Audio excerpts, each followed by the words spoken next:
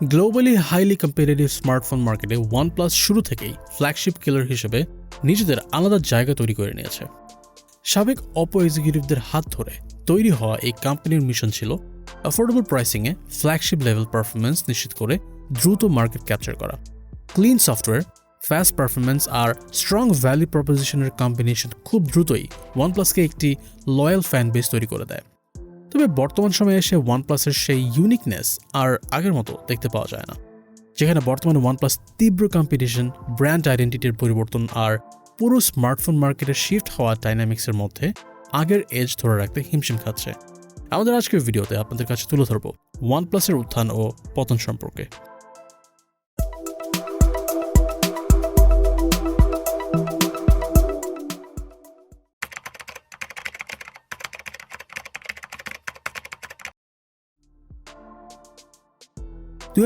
সালে সাবেক Oppo executive পিট লাও এবং কার্ল পেয়ের হাত ধরে যাত্রা শুরু করে OnePlus, যেখানে অপারেশনাল ব্যাকিং ছিল গুয়াংডং অপো ইলেকট্রনিক্সের, যে কোম্পানিটি আবার চীনের বিশাল কংগ্লোমারেট বিবিকে ইলেকট্রনিক্সের একটি শক্তিশালী অংশ।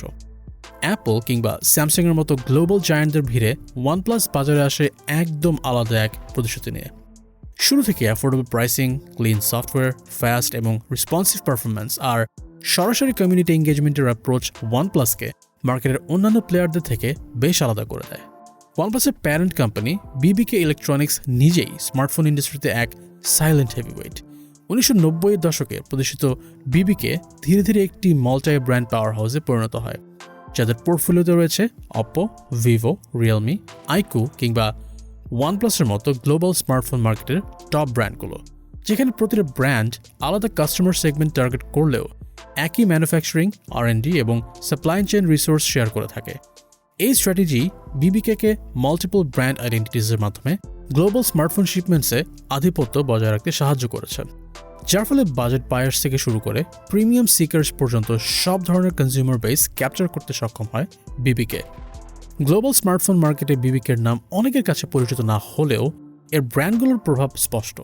বিবিকে ইলেকট্রনিক্স সম্পর্কে আরও বিস্তারিত জানতে চাইলে আমাদের এই ভিডিওটি দেখতে পারেন। OnePlusের প্রথম ফোন OnePlus One মাত্র $300 প্রাইসে হাই কোয়ালিটি হার্ডওয়্যার এবং ক্লিন সায়ানোজেন মড সফটওয়্যার নিয়ে দ্রুত মার্কেটে হাইপ তৈরি করে। সাধারণত ফ্ল্যাগশিপ ফোনের তুলনায় অনেক কম দামে ফ্ল্যাগশিপ লেভেল পারফরমেন্স দেওয়ার কারণে OnePlus One সেই সময় মার্কেটে ফ্ল্যাগশিপ কিলার হিসেবে পরিচিত হয়ে ওঠে। বিশেষ করে টেক এনথুজিয়াস্টদের মধ্যে ফোনটি নিয়ে ব্যাপক আগ্রহ তৈরি হয়, যে কারণে সীমিত সাপ্লাই থাকা সত্ত্বেও OnePlus One-এর 1 মিলিয়নের বেশি ইউনিট বিক্রি হয়। এর মাধ্যমে OnePlus প্রমাণ করে স্মার্টফোন মার্কেটে এমন একটি অডিয়েন্স বেস রয়েছে যারা পারফরমেন্স এবং ভ্যালুকে ট্রেডিশনাল মার্কেটিং বা ক্যারিয়ার ডিল চেয়ে বেশি গুরুত্ব দেয়। Performance, software polish, fast charging এবং ইউজার এক্সপিরিয়েন্স আরও উন্নত করার মাধ্যমে OnePlusের পরবর্তী ফোনগুলো এই মোমেন্টাম ধরে রাখে। বিশেষ করে OnePlus 5, 6 এবং 7 সিরিজগুলো টেক রিভিউয়ার্স এবং এনথুজিয়াস্টদের কাছে best value for money phone হিসেবে প্রশংসিত হয়, যে কারণে OnePlus ফোনের ফ্যান কমিউনিটি খুবই প্যাশনেট ছিল। সে সময় OnePlusের নেভার স্যাডল মানসিকতা নতুন ধরনের স্মার্টফোন লয়ালটির প্রতীক হয়ে ওঠে। মূলত এই লয়াল ফ্যান বেস ছিল OnePlusের উত্থানের অন্যতম কারণ, যেখানে OnePlusের এই ফ্যান বেস রিভিউজ শেয়ার করত, হাইপ তৈরি করত আর ব্র্যান্ডের আইডেন্টিটি অর্গ্যানিক্যালি তৈরি করতে সাহায্য করত। এমনকি টানা কয়েক বছর ধরে OnePlusের ফোনগুলো টেক স্যাভি বায়ারদের থেকে সবচেয়ে বেশি রেকমেন্ড করা হয়, যা ব্র্যান্ডটিকে লং স্ট্যান্ডিং গ্লোবাল জায়ান্টদের ভিড়ে নিজেদের প্রভাব দেখানোর সুযোগ তৈরি করে দেয়। OnePlusের উত্থান সম্পর্কে আরও বিস্তারিত জানতে চাইলে আমাদের এই ভিডিওটি দেখতে পারেন। টেক এনথুজিয়াস্টদের মধ্যে বাড়তে থাকা আগ্রহ এবং দ্রুত উত্থানের পরও OnePlus ধীরে ধীরে এমন চ্যালেঞ্জের মুখোমুখি হয় যা তার মোমেন্টাম কমিয়ে দেয় এবং গ্লোবাল স্মার্টফোন মার্কেটে তার অবস্থান অনিশ্চিত করতে শুরু করে। মূলত 2020 সালের পর থেকে স্মার্টফোন মার্কেটের পরিবর্তিত ডাইনামিক্স ছিল OnePlusের জন্য সবচেয়ে বড় চ্যালেঞ্জের একটি। 2025 সালে গ্লোবাল স্মার্টফোন শিপমেন্ট বাৎসরিক বৃদ্ধি ছিল মাত্র 1.5 থেকে 2%, যেখানে 2025 সালে অপো, OnePlus, আইকু, ভিভো এবং রিয়েলমির মতো বিবিকের সঙ্গে যুক্ত ব্র্যান্ডগুলো একত্রে গ্লোবাল স্মার্টফোন শিপমেন্টের 20% নিয়ন্ত্রণ করে। এটি একটি শক্তিশালী উপস্থিতি দেখালেও একই সঙ্গে বিবিকের নিজস্ব ব্র্যান্ডগুলোর মধ্যে প্রতিযোগিতার জটিলতাকেও তুলে ধরে। অন্যদিকে OnePlusের জন্য সবচেয়ে গুরুত্বপূর্ণ বাজারগুলোর একটি ভারতে, যেখানে ব্র্যান্ডের মার্কেট শেয়ার প্রতিদ্বন্দ্বীদের তুলনায় বেশ সীমিত। 2025 সালের মার্কেট ডেটা অনুযায়ী ভারতের মার্কেটে ওয়ানপ্লাসের শেয়ার ছিল প্রায় 4.4%, যেখানে মার্কেট শেয়ারের দিক দিয়ে ওয়ানপ্লাস রয়েছে নবম বা তারও নিচে, অর্থাৎ ভিভো, শাওমি, স্যামসাং, অপো এবং রিয়েলমির মতো শীর্ষ ব্র্যান্ডগুলোর অনেক পেছনে। এর একটি বড় কারণ হিসেবে ধরা হয় ওয়ানপ্লাস ফোনের স্ক্রিনের গ্রিন লাইন সমস্যা। যদিও অ্যামোলেড স্ক্রিনের এই ধরনের সমস্যা অন্যান্য জনপ্রিয় ব্র্যান্ডের ফোনেও দেখা যায়, কিন্তু ওয়ানপ্লাসের ক্ষেত্রে এটি একটা সময় প্রায় প্রতিটি ফোনই লক্ষ্য করা গিয়েছে। ফলে বিভিন্ন দেশের মার্কেটে ওয়ানপ্লাসের অবস্থান দুর্বল হতে শুরু করে। বাংলাদেশেও একসময় ওয়ানপ্লাস বেশ জনপ্রিয় ছিল, কিন্তু বর্তমানে জনপ্রিয়তা অনেকটাই কমে গিয়েছে, যার অন্যতম কারণ হচ্ছে এই গ্রিন লাইন ইস্যু। বর্তমানে স্মার্টফোন ক্রেতারা যদিও প্রিমিয়াম পারফরমেন্স চায়, তবে একই সঙ্গে offline retail presence, wide distribution, carrier partnership আর ক্যামেরা ও ফিচার ইনোভেশনের দিকেও বেশি গুরুত্ব দিয়ে থাকে, যেখানে অপো এবং ভিভোর মতো ব্র্যান্ড অনেক এগিয়ে রয়েছে।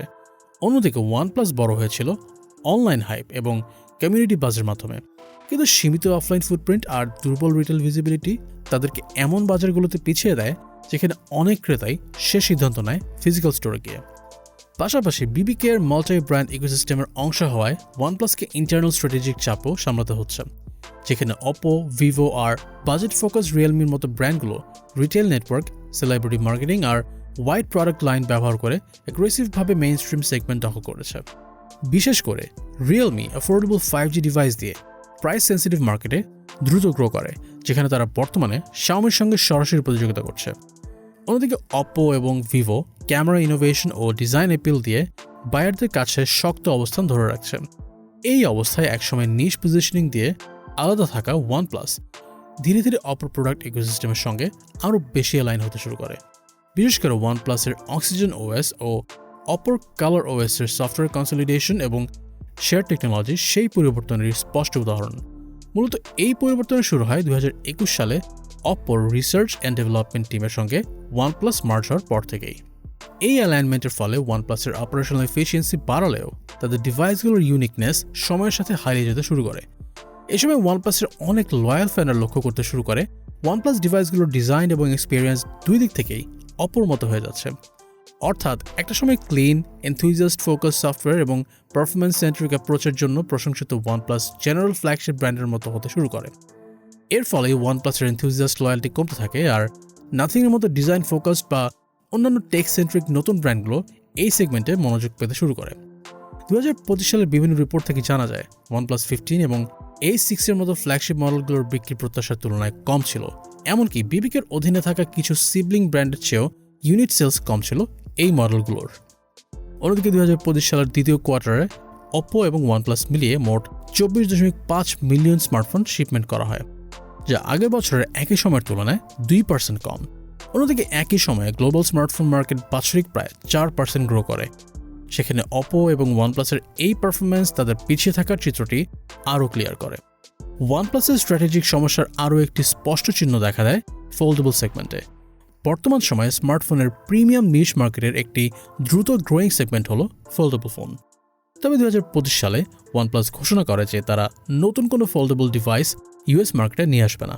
এমনকি 2023 সাল থেকেই ওয়ানপ্লাস তাদের ফোল্ডেবল ওপেন সিরিজের পরবর্তী ডিভাইসের ডেভেলপমেন্ট স্থগিত রাখে এবং অপোকে ফোল্ডেবল সেগমেন্টে মার্কেট ক্যাপচার করার সুযোগ করে দেয়। এ ধরনের হাই গ্রোথ এবং হাই ভিজিবিলিটি সেগমেন্ট, যেখানে স্যামসাং, গুগল এবং অন্যান্য ব্র্যান্ড আধিপত্য বিস্তার করেছে, ওয়ানপ্লাসের এই সিদ্ধান্ত তাদের এই লুক্রেটিভ মার্কেট থেকে অনেক পিছিয়ে দিয়েছে। অন্যদিকে ওয়ানপ্লাসের ব্র্যান্ডিং এবং আইডেন্টিটি নিজেদের জন্যই সমস্যা হয়ে দাঁড়াতে শুরু করেছে। ইনিশিয়ালি কোম্পানিটির সাফল্য আসে এনথুজিয়াস্টদের কাছে অ্যাপিল করার মাধ্যমে, কারণ এই এনথুজিয়াস্টরা কাস্টমাইজেশন, পারফরমেন্স এবং টেকনিক্যাল এক্সিলেন্সের উপর ভিত্তি করে ডিসিশন নিয়েছে। তবে এই কাস্টমার সেগমেন্টটি গ্লোবাল স্মার্টফোন মার্কেটের খুবই ছোট একটি অংশ, যেখানে মার্কেটের অধিকাংশ ক্রেতা broad ecosystem support, dealership access, retail এক্সপিরিয়েন্সের উপর ভিত্তি করে ডিসিশন নিয়ে থাকে। ফলে তাদের মার্কেটে এক্সপ্যান্ড করার সুযোগও কমে যায়। অন্যদিকে সময়ের সাথে ওয়ানপ্লাসের ফ্ল্যাগশিপ কিলার পরিচয়টিও বদলে গিয়েছে। ব্র্যান্ডটির নতুন মডেলের অনেক ফোনের প্রাইস এখন মেইন স্ট্রিম ফ্ল্যাগশিপের কাছাকাছি চলে এসেছে।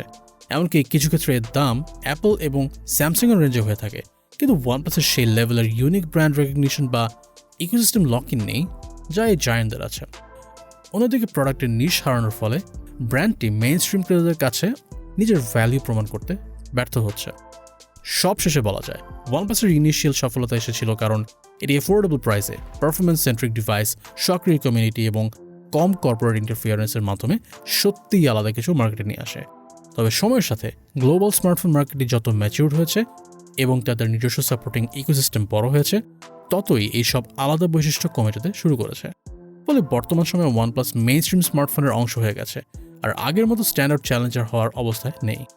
বাস্তবিক অর্থে ওয়ানপ্লাসের পতন বলতে এই না যে ব্র্যান্ডটি মার্কেট থেকে হারিয়ে যাচ্ছে। ওয়ানপ্লাস এখনও মার্কেটে রয়েছে এবং নিয়মিত নতুন মডেলের ফোন লঞ্চ করছে, কিন্তু আগে ওয়ানপ্লাসের মার্কেটে যে প্রভাব এবং ইউজারদের মধ্যে এক্সাইটমেন্ট ছিল, এখন তার কোনোটাই আর নেই।